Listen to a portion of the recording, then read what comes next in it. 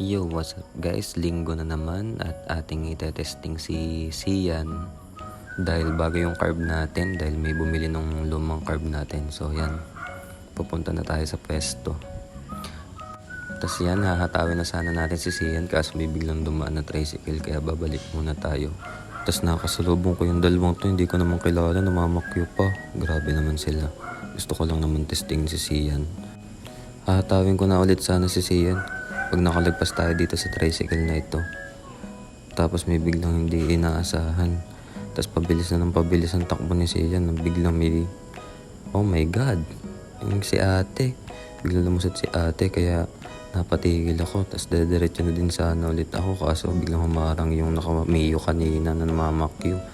Kaya nangyari, babalik sana tayo pero pinabawa na lang tayo ng tropa. Tapos yan, hahatawin na natin yan. Grabe, yan, humahataw na si Sian.